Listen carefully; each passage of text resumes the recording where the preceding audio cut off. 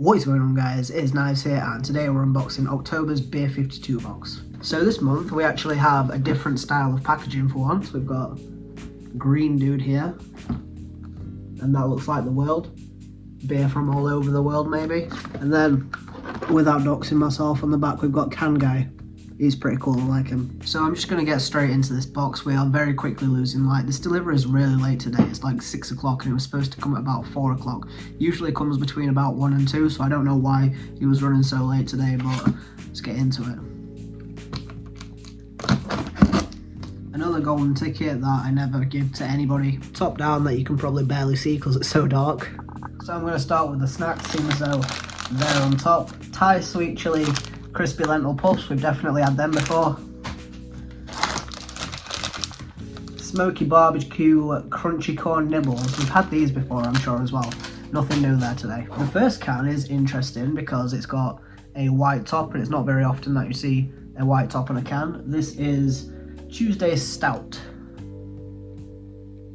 On the back it says a big stout with chocolate, coffee and subtle notes of dark cherry. Alcohol reduces driving ability, don't drink and drive, don't be a dumbass, I like that. 5.1%, and that's all she wrote. You can't see them, you might be able to see a little bit there.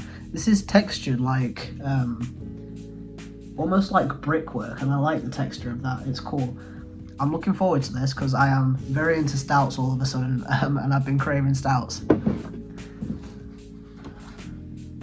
The second beer we have here, that looks cool. It says Prost on the side, Marzen, 0.33 litre, Tettnanger hops, 5.2%, drink fresh.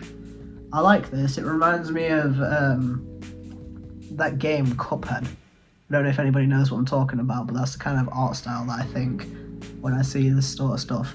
But it's got hot dogs on the side, which instantly puts it up, and a pretzel and what looks like a Christmas tree. The quintessential Oktoberfest beer style are Marzen is an elegant German amber lager with a clean, rich, toasty and bready malt flavour. Restrained bitterness and a dry finish that demands another sip using malted barley, Vienna malt and biscuit malt. The overall impression is soft and elegant and complex with a rich aftertaste that is neither clean nor heavy. Okay, I'm not really sure what to expect from this, but the can art is very cool, so keep it in mind.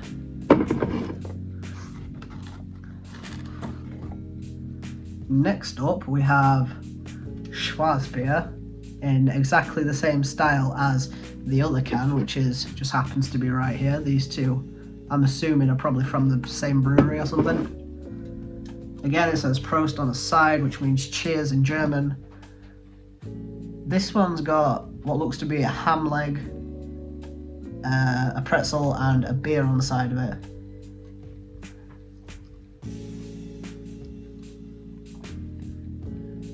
Feel the Schwarz with this traditional dark German lager with malt forward nose and a hint of roastiness, a dark colour. The style can be deceptive. Most of its bitterness comes not from dark grains but from the Hallertauer hops. Light in body, zingy and moorish with plenty of fizz. It's surprisingly refreshing and refreshingly surprising. 4.2% volume. Dark lager, I'm not too familiar with that style, so I'm interested about that.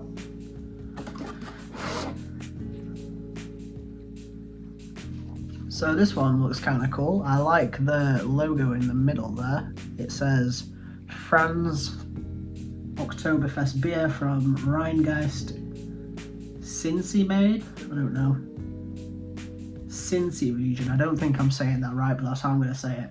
Franz is our Oktoberfest brow, not traditional but uber German. He's an autumnal brew, a bit of a dreamer, often hiking in Cincinnati hills to return brimming with great ideas.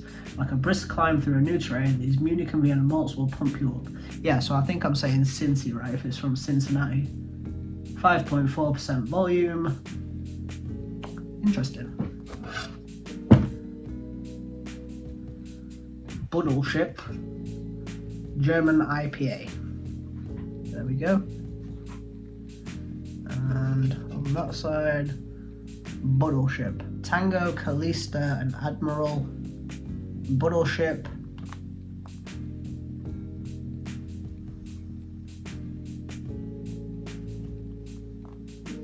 And that's all she wrote.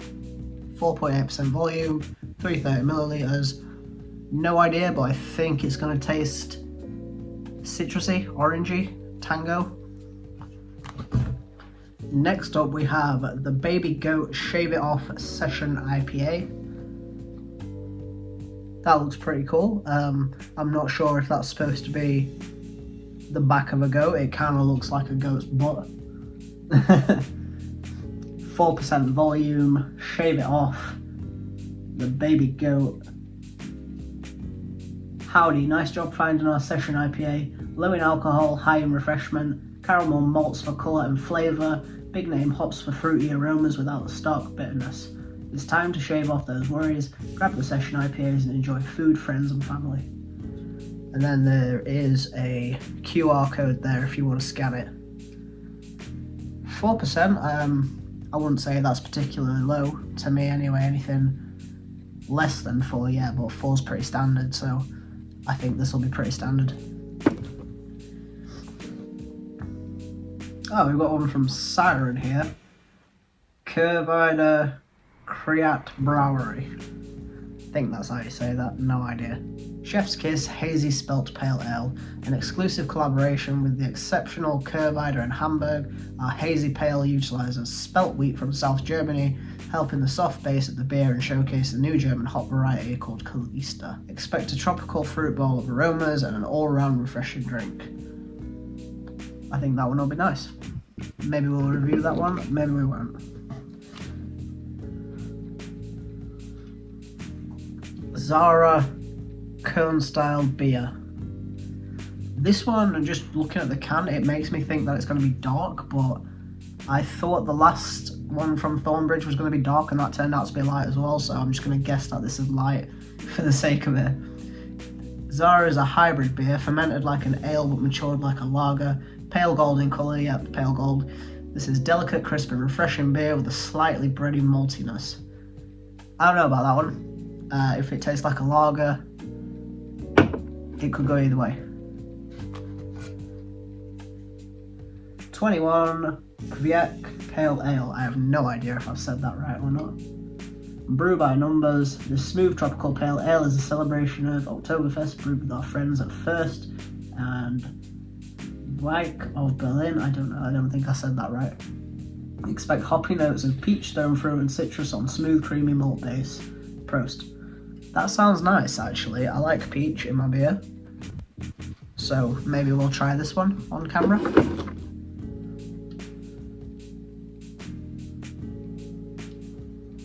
Toolator Hell's Block.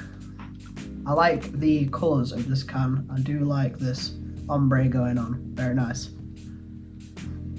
Brewed in Tool City, Svinig, Denmark. And then that's it. That's all she wrote on that can, so it's not really giving much away. I feel like it'll be a pale. Prod by Ad Astra Brewery, 6.2% Dunkel's Bock beer. So we have had an Ad Astra, I don't know if that's what it is, brewery beer before. That was, I think it was called 7 or something like that. I remember it being, I think I liked it. I can't remember it being very standout, but I think I did like it. So a dark version of wheat bock beer using crystal malts as brewed traditionally for autumn in Bavaria, a touch of classic Hallertau, not Haltertau, I don't know why I said that. Hops add an elegant bitterness and a long finish. Again, I don't know, dark ales and stuff like that I'm not very familiar with, so I don't know whether I like them or not. And then last but not least, we've got Dunkel Beer Neon Black.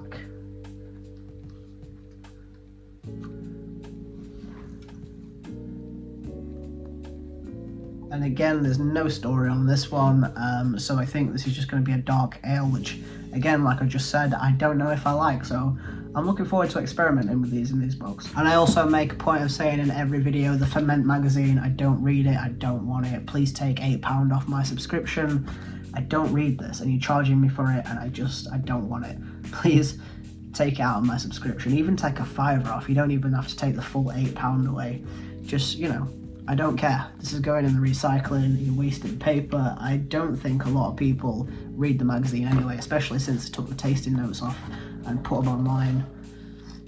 You know, it's just empty money now. So that the people at BEER52 can take our £8 every month and go jetting off around the country to do this magazine that nobody reads.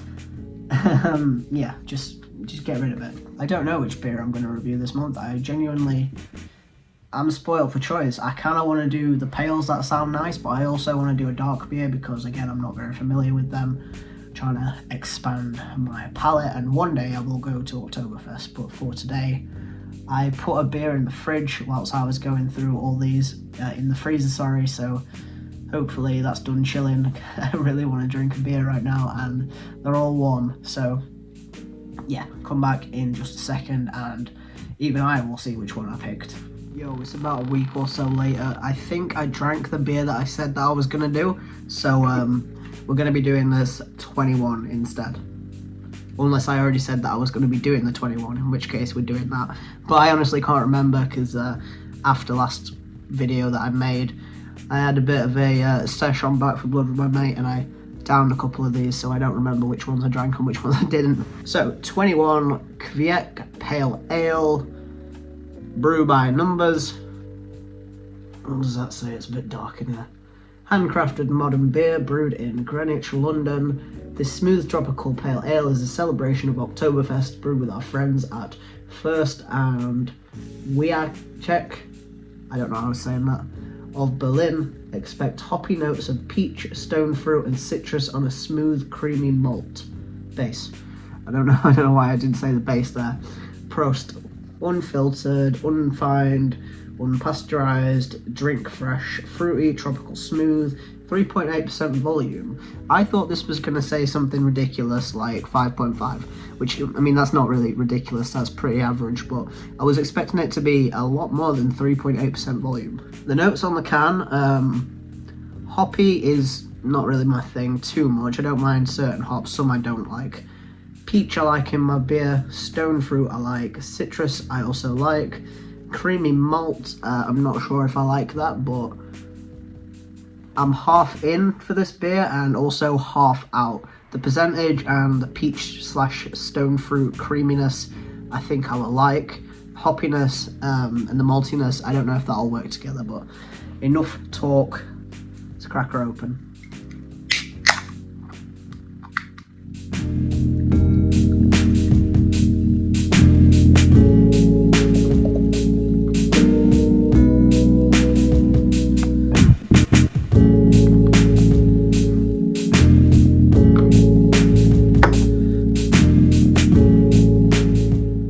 That's what she's looking like.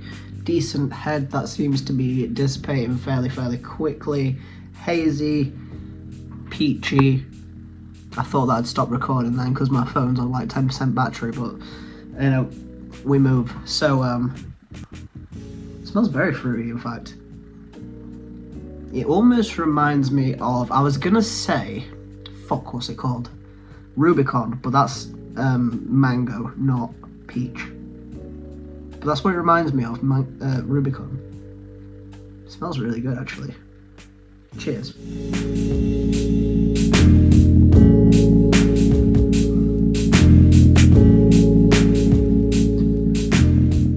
The first thought that I had then was, it tastes very similar to, what did we have last?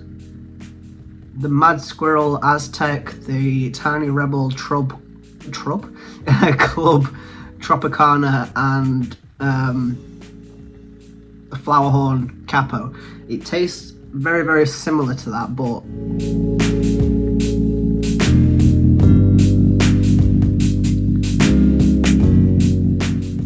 the peach is setting it aside a little bit. I don't know whether it's working in its favour or whether it's working against it. I don't know whether I like it or not, but the peachiness in there is pretty much the only thing that's setting it apart from those other three beers that I just named. It looks pretty much exactly the same as the other three beers that I just named. It tastes pretty much the same, apart from the peachy notes in there are like I've just said, the only thing that's setting this apart from those other 3 beers that were all practically the same. I don't think it's better than any of the other beers. I think in a pinch I would definitely choose the Capo or even the Club Tropicana over this 21. I personally don't think the peach is working in this favour. It's not disgusting, but for me it's a little bit, it's clashing a little bit with the rest of the beer. I don't really think it goes. So this 21 Kvyat Pale Ale, I reckon on the BEER52 website rating, I'll probably give it a 3 out of 5. But on my own personal rating from 1 to 10, with 5 being perfectly average, nothing wrong with it, nothing right with it, I would give this 21 Kvyat Pale Ale, I don't know if I'm saying that right, so please roast me in the comments, out of 10, 6. It's only slightly better than a 5. I personally, I probably wouldn't pick it again. I might, but only if the other selections are proper dire. It's not one that I would turn down, but it's also not one that I would choose if there was other options. So for me, it's getting a 6 out of 10. If you like this video, leave a like, leave me a comment telling me what your favourite beer out of the box was. Use the code in the pinned comments, get 50% off your first box. If you want to do that, that'd be cool. Maybe you can drink along with me in these reviews. Subscribe for more videos, and peace.